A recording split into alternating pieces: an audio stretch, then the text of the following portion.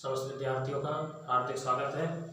पिछले लेक्चर में हम लोगों ने अवतल दर्पण द्वारा प्रतिबिंब का वर्णन पढ़ा था। आज के लेक्चर में हम लोग उत्तल दर्पण के द्वारा प्रतिबिंब का वर्णन पढ़ेंगे।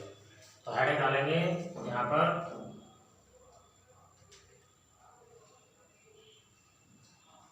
उत्तल दर्पण द्वारा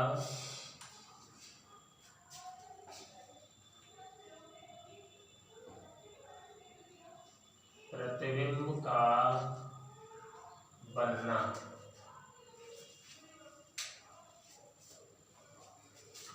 उत्तल दर्पण द्वारा प्रतिबिंब का वर्णन, इसका एक डायग्राम देखते हैं हम लोग।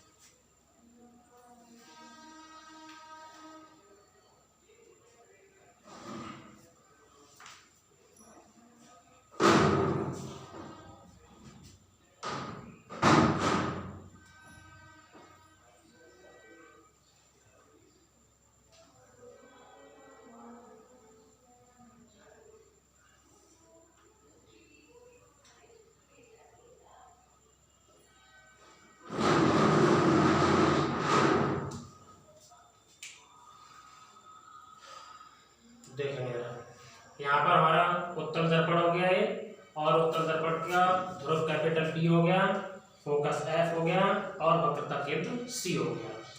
यहाँ पर एक वस्तु है हमारी कैपिटल AB, तो वस्तु कैपिटल AB के बिंदु B से चलने वाली प्रकाश की दो किरणें हैं। एक प्रकाश की किरण हमारी इस तरह से दर्पण पर आपतित हो रही है जो कि वक्रता केंद्र से आती हुई प्रतीत होगी। तो जो प्रकाश की किरण वक्रता केंद्र से होकर के जाती है या वक्रता केंद्र से आती हुई प्रतीत होती है, वो हमेशा परावर्तन के बाद उसी मार्ग पर वापस लौट जाती है। तो प्रकाश की किरण हमारी VM ये वक्रता केंद्र C से आती हुई प्रतीत हो रही है, इस वजह से ये परावर्तन के बाद उसी मार्ग पर वापस लौटेगी, इधर आपतित होगी फिर परावर्तित हो जाएगी। दूसरी प्रकाश की किरण है हमारी VM, ये प्रकाश की किरण VM हमारी मुख्य अक्ष के समांतर जा रही है। तो जो प्रकाश की किरण मुख्य अक्ष के समांतर जाती हैं वो परावर्तन के बाद में या तो फोकस से होकर के जाती हैं या फोकस की ओर से आती हुई प्रतीत होती हैं। तो यहाँ पर प्रकाश की किरण ये मुख्य अक्ष के समांतर थी, तो ये परावर्तन के बाद में इस तरह से परावर्तित होगी कि ये दर्पण के फोकस से आती हुई प्रतीत होगी। यहाँ पर इन दोनों किरणों के लिए जब पीछे की ओर बढ़ाया तो पीछे की ओर बढ़ाने पर ये दोनों किरणें एक बिंदु कैपिटल B' पर काटती हैं और B' से मुख्य अक्ष पर जो लंब है A', ये A', वस्तु कैपिटल AB का प्रतिबिंब हो जाएगा। फिर से एक बार समझ लेते हैं। उत्तल दर्पण हो गया हमारा, ध्रुव कैपिटल P हो गया, फोकस कैपिटल F, वक्रता केंद्र कैपिटल C। वस्तु हो गई हमारी AB, तो वस्तु से चलने वाली प्रकाश की किरण VN जो कि वक्रता केंद्र C से आती हुई प्रतीत हो रही है, वो हमारी उसी मार्ग पर परावर्तन के बाद वापस लौट जाएगी। दूसरी प्रकाश की किरण हमारी मुख्य अक्ष के समांतर है, ये VM वाली किरण, ये मुख्य अक्ष के समांतर होने की वजह से ये परावर्तन के बाद में दर्पण के फोकस से आती हुई प्रतीत होगी। तो परावर्तन के बाद में इस तरह से परावर्तित होगी कि ये दर्पण के फोकस से आती हुई प्रतीत होगी। अब ये दोनों किरणों को जब पीछे की ओर डॉट करके बढ़ाया तो दोनों किरणें एक बिंदु B' पर काटती हैं और मुख्य अक्ष से डाला गया लंब A', B' ये वस्तु कैपिटल AB का प्रतिबिंब बन जाएगा। अब यहाँ पर देखेंगे वस्तु बड़ी है, प्रतिबिंब छोटा है, इसका मतलब प्रतिबिंब वस्तु से छोटा हो जाएगा। दूसरी बात, प्रतिबिंब जो है दर्पण के पीछे बन रहा है, इस वजह से ये आभासी हो जाएगा हमारा, और वस्तु सीधी है AB, प्रतिबिंब भी सीधा है AB, मतलब सीधा भी रहेगा। तो यहाँ पर मेन बात ये हुई कि जिस समय पर उत्तल दर्पण के द्वारा प्रतिबिंब बनेगा तो उत्तल दर्पण की प्रत्येक स्थिति में जो प्रतिबिंब है वो हमेशा आभासी, वस्तु से छोटा तथा सीधा और दर्पण के पीछे बनेगा। तो इस बात के लिए हम लोग यहाँ लिख लेते हैं।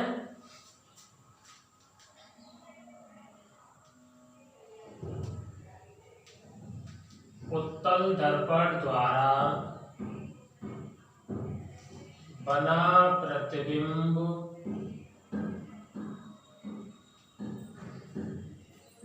सदैव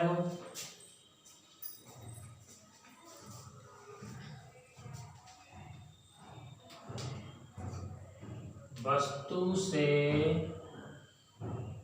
छोटा, सीधा, आभासी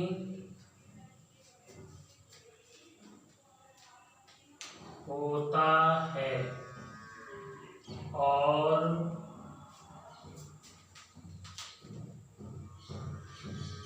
दर्पण के पीछे बनता है। तो उत्तल दर्पण के द्वारा बना जो प्रतिबिंब होगा हमारा वो सदैव वस्तु से छोटा होगा, सीधा होगा और आभासी होगा और हमेशा दर्पण के पीछे बनेगा। तो इतना था हमारा उत्तल दर्पण के द्वारा प्रतिबिंब का वर्णन। अब इसमें पॉइंट अलग अलग नहीं होंगे क्योंकि उत्तल दर्पण के लिए हर बार वस्तु चाहे कहीं पर भी रख दी जाए, कंडीशन हमेशा यही रहती है कि प्रतिबिंब सीधा बनता है, छोटा बनता है, आभासी होता है और दर्पण के पीछे बनता है। इस वजह से इसमें कोई भी अलग अलग पॉइंट नहीं होंगे।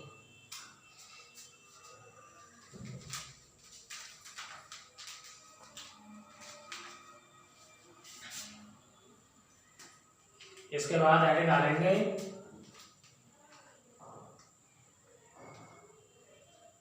चिन्ह परिपाटी।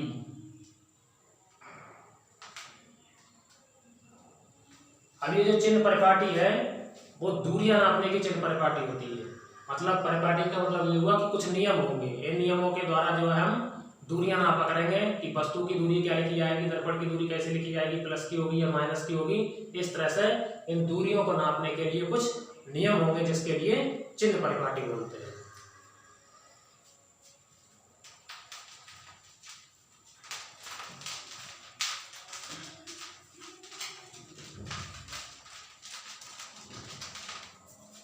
एक एक करके जानते हैं क्या नियम होंगे। नंबर 1,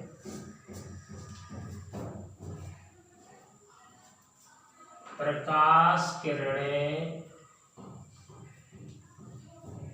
सदैव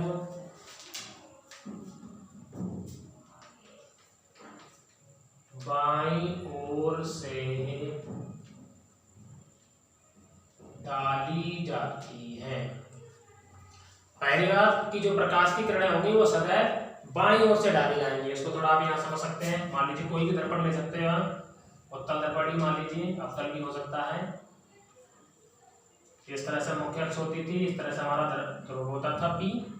तो प्रकाश की किरणें जो है वो हमेशा इधर से बाईं ओर से ही आपतित की जाएंगी, ऐसे करके,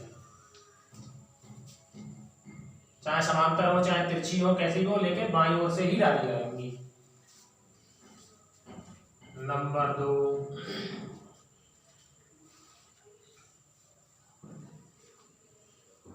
सभी दूरियां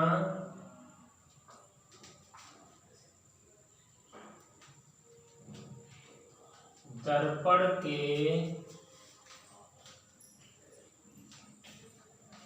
ध्रुव से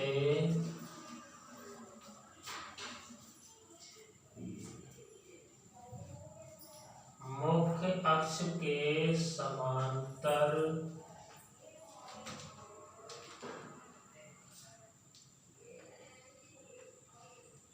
नापी जाती हैं। अब जो भी दूरी नापेंगे वो दर्पण के ध्रुव से नापी जाएगी। ये ध्रुव कैपिटल P हो गया। तो दूरी चाहे इधर के लिए नापो चाहे इधर के लिए नापो, लेकिन हमेशा ध्रुव से ही नापेंगे और मुख्य अक्ष के समांतर। समांतर का मतलब बिल्कुल सीधा नापना है। ऐसा नहीं है कि वस्तु यहाँ पर रखी हुई है तो दूरी के लिए ऐसे करके नाप लिया, ऐसे नहीं है, या तिरछा ऐसे करके नाप लिया, ऐसा नहीं। हमेशा सीधी बिल्कुल मुख्य अक्ष के समांतर नापेंगे। नंबर 3, आपतित किरण की दिशा में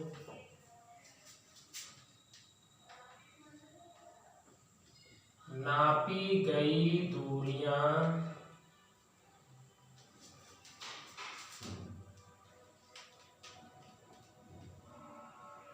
धनात्मक चिन्ह के साथ ली जाती है। तीसरा नंबर, आपतित किरण की दिशा में नापी गई दूरियां धनात्मक चिन्ह के साथ ली जाती हैं। मतलब अब प्रकाश की किरणें इधर से इधर की ओर जा रही हैं, मतलब इस दिशा में जा रही हैं, तो इधर से इधर की दिशा में जितनी दूरियां नापी जाएंगी वो सब हमेशा प्लस में धनात्मक चिन्ह के साथ लिखी जाएंगी, चाहे तो वो दर्पण के सामने हो चाहे वो दर्पण के पीछे हो। जैसे मान लीजिए यहाँ से लेकर के कोई दूरी नापनी थी तो इस तरह से नापेंगे, आगे की ओर है प्लस में रहेगी। मान लीजिए दर्पण के पीछे कोई दूरी ध्रुव से हम लोग यहाँ तक नाप रहे हैं तो यहाँ तक इतनी दूरी ऐसे नापेंगे, तो आपतित किरण की दिशा में ही है तो इसके लिए हम लोग प्लस में लिखेंगे, धनात्मक लिखेंगे। नंबर 4,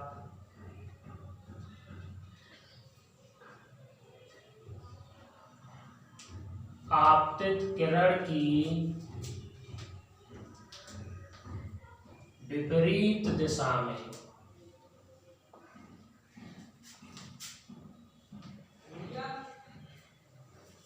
नापी गई दूरियां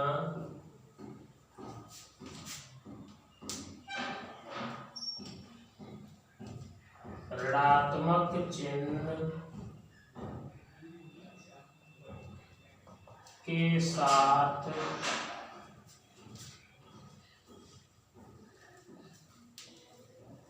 ली जाती है। अब आपतित किरण की विपरीत दिशा में नापी गई दूरियां ऋणात्मक चिन्ह माइनस में लिखी जाएंगी। मतलब ये हुआ अब दूरी के लिए ध्रुव से पीछे की ओर उल्टा नापेंगे। ऐसे किरणें उधर की ओर, दूरी पीछे की ओर, तो अगर ध्रुव से इधर के लिए विपरीत दिशा में दूरी नापेंगे तो माइनस की लिखी जाएगी। ऐसे ही यहाँ पर पीछे की ओर मतलब विपरीत दिशा में जो दूरी नापी जाएगी वो माइनस में लिखी जाएगी, ऋणात्मक होगी। नंबर 5,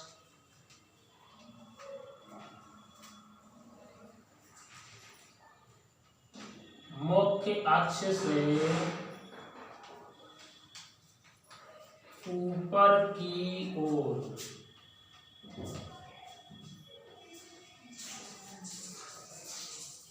प्रतिबिंब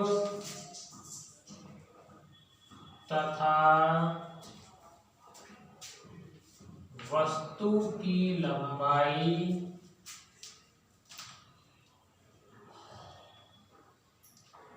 धनात्मक और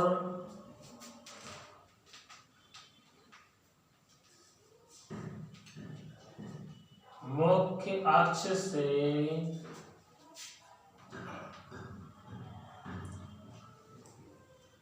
नीचे की ओर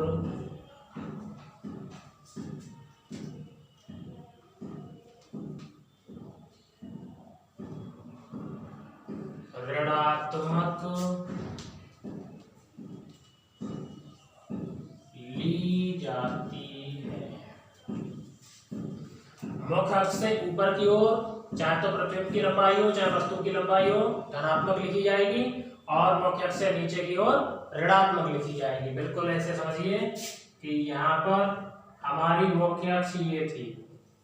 अब मुख्य अक्ष पर अगर कोई वस्तु ऊपर की ओर ऐसे करके रखी हुई है तो मुख्य अक्ष से ऊपर की ओर जितनी भी लंबाइयां नापेंगे, चाहे तो वो वस्तु की लंबाई हो चाहे वो प्रतिबिंब की लंबाई हो, वो हमेशा प्लस में लिखी जाएगी, धनात्मक लिखी जाएगी।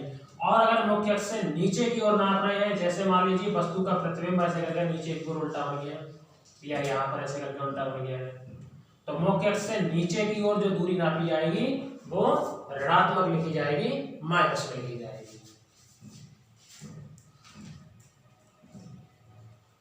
नंबर 6, सीधे प्रतिबिंब के लिए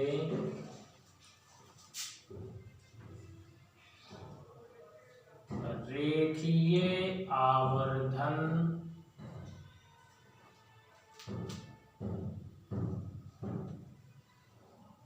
धनात्मक तथा उल्टे प्रतिबिंब के लिए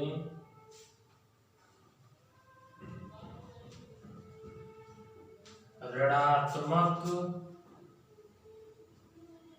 होता है। इसलिए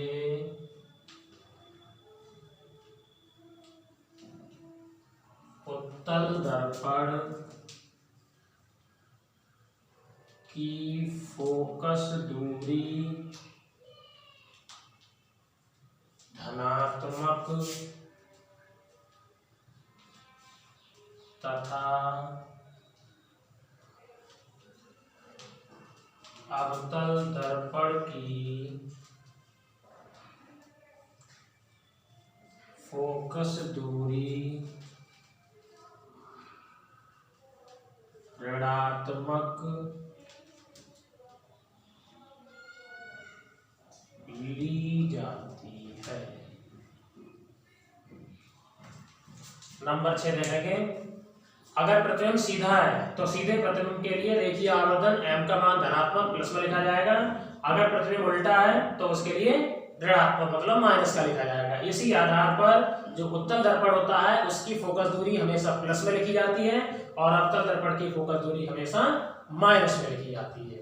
अब इन नियमों की सहायता से ही आप इसके कोई भी सवाल को कर सकते हैं, या कोई भी आप किरण आरेख खींच रहे हैं तो किरण आरेख में कोई भी डेरिवेशन कर रहे हैं तो उस समय पर आपको इन नियमों के लिए पूर्णतया अपनाना होगा। एक बार नियमों को फिर से समझ लेते हैं। प्रकाश की किरणें सदैव बाईं ओर से डाली जाएंगी ऐसे, और सभी दूरियां दर्पण के ध्रुव से मुख्य अक्ष के समांतर, हमेशा दर्पण के ध्रुव से और मुख्य अक्ष के समांतर सीधी नापी जाएंगी। आपतित किरण की दिशा में नापी गई दूरियां धनात्मक, मतलब किरणों की दिशा में जितनी दूरी नपेगी वो सब प्लस में रहेगी। आपतित किरण की विपरीत दिशा में नापी गई दूरियां ऋणात्मक, किरणें आगे की ओर, अगर दूरी पीछे की ओर नाप रहे हैं तो वो हमेशा माइनस में लिखी जाएगी। मुख्य अक्ष से ऊपर की ओर प्रतिबिंब तथा वस्तु की लंबाई, मतलब मुख्य अक्ष से ऊपर की ओर जो वस्तु की लंबाई है या प्रतिबिंब की लंबाई है वो प्लस में लिखी जाएगी, और मुख्य अक्ष से नीचे की ओर वस्तु या प्रतिबिंब की लंबाई है वो ऋणात्मक, मतलब माइनस में लिखी जाएगी। और इसी आधार पर जो है हमारे सीधे जो प्रतिबिंब है, कोई भी सीधा प्रतिबिंब बन रहा है उसके लिए रेखीय आवर्धन धनात्मक रहेगा, उल्टे प्रतिबिंब के लिए रेखीय आवर्धन ऋणात्मक रहेगा, और उत्तल दर्पण की फोकस दूरी धनात्मक और अवतल दर्पण की फोकस दूरी हमेशा ऋणात्मक लिखी जाएगी। ये थी हमारी दूरियां नापने की चिन्ह परिभाषा।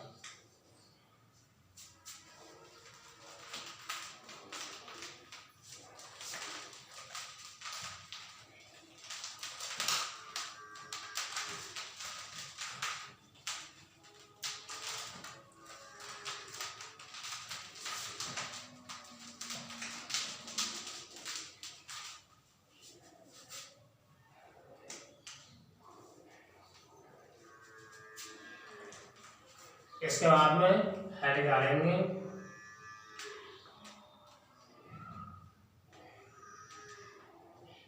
गोलीय दर्पण के लिए स्मॉल u, स्मॉल v तथा स्मॉल f में संबंध। इसके लिए फोकस दूरी का सूत्र भी बोल सकते हैं।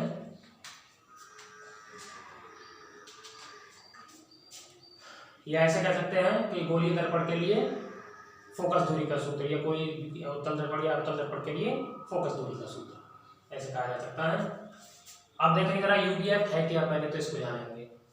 कोई भी दर्पण मान लीजिए हमारे पास में, मान लो अवतल दर्पण है, ऐसे करके मुख्य अक्ष होती थी, यहाँ पर हमारा ऐसे करके ध्रुव कैपिटल पी होता था, ये इस तरह से हम लोग लिखते थे।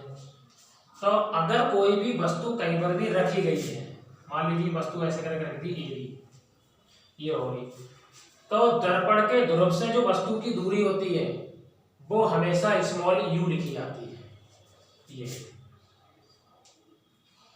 इतनी होती है। दर्पण के ध्रुव से वस्तु की दूरी स्मॉल u हो जाएगी। अब स्मॉल v क्या है? अगर मान लीजिए वस्तु का प्रतिबिंब हमारा यहां पर बन गया, मान लीजिए उल्टा बन गया, a डैश बन गया, b डैश बन गया, तो दर्पण के ध्रुव से जो प्रतिबिंब की दूरी है ये, इसके लिए स्मॉल v लिखा जाता है। वस्तु की दूरी स्मॉल u, प्रतिबिंब की दूरी स्मॉल b, और दर्पण का हमारा कोई फोकस होता है कैपिटल F, जिसको मुख्य फोकस बोलते थे ऐसे, तो ध्रुव से लेकर के फोकस तक की जो दूरी है उसके लिए स्मॉल f, मतलब फोकस दूरी बोला जाता है। तो कुल मिलाकर के जो तीन चीजें हैं उनके लिए स्मॉल u हमारी वस्तु की दूरी, स्मॉल b प्रतिबिंब की दूरी, और स्मॉल f फोकस दूरी होती है। तो इसका क्या संबंध का सूत्र होता है उसको हम लोग यहाँ लिख लेते हैं। यदि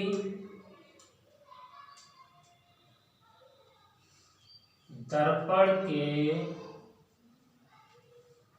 ध्रुव से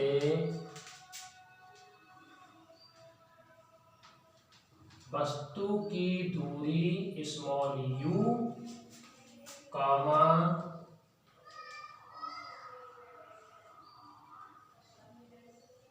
प्रतिबिंब की दूरी स्मॉल v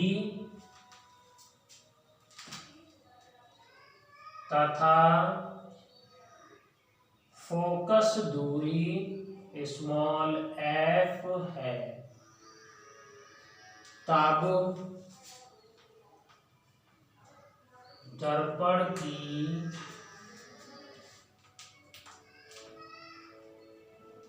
फोकस दूरी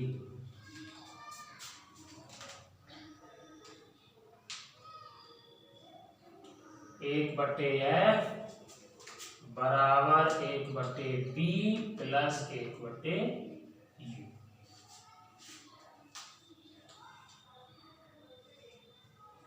इस तरह से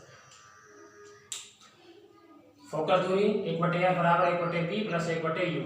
अब u b f जानते थे, वस्तु की दूरी, प्रतिबिंब की दूरी और फोकस दूरी। तो 1/फोकस दूरी बराबर 1/प्रतिबिंब की दूरी प्लस 1/वस्तु की दूरी। इस तरह से हमारे गोलीय दर्पणों के लिए फोकस दूरी का सूत्र रहेगा या फिर UBF में संबंध रहेगा।